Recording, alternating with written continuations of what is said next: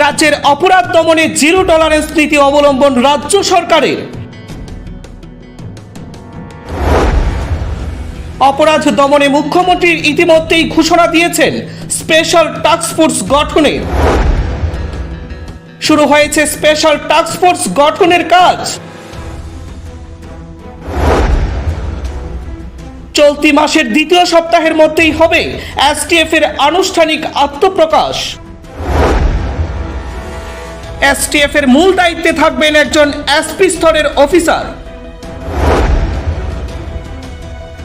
Police সদর দফতরের তথ্য বলছে এসটিএফ গঠনের জন্য বিভিন্ন জেলা থেকে ডিএসপি, ইন্সপেক্টর, সাব ইন্সপেক্টরদের নিয়ে আসার সিদ্ধান্ত নিয়েছে আরক্ষা প্রশাসন। সংশ্লিষ্ট পুলিশ আধিকারিকদের দিয়েই তৈরি করা হবে এসটিএফ। প্রস্তুতি এখন চূড়ান্ত পর্যায়ে।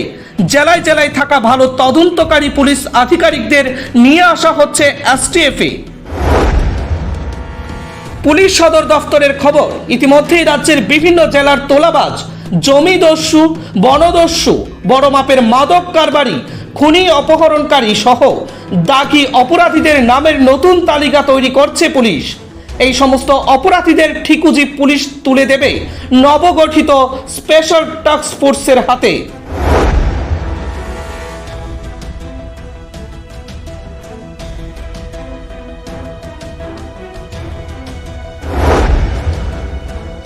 ইতিমধ্যেই রাজ্যের পুলিশ তোলাবাজ অপহরণ মামলায় বেশ কয়েকজনকে গ্রেফতার করেছে।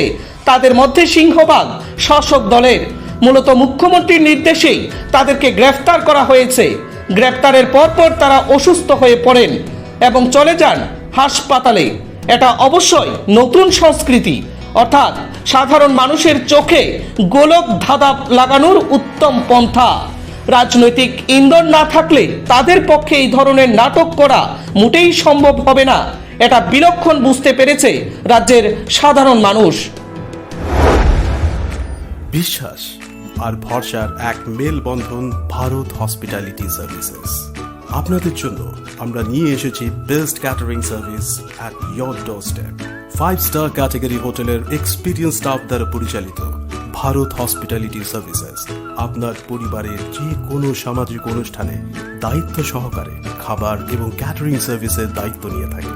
বার্থডে পার্টি কিংবা ম্যারেজ সেরেমনি হোক সে অন্নপ্রাশন অথবা যে কোনো সামাজিক অনুষ্ঠান, ঘরে বসে যোগাযোগ করুন আমাদের সাথে আর পেয়ে যান কোনো প্রকার ঝুট ঝামেলা ছাড়াই আপনার প্রিয়জনদের জন্য অভিজ্ঞ শেফের হাতে তৈরি মাল্টি কিউজিন মাউথ ওয়াটারিং সব ডিশেস।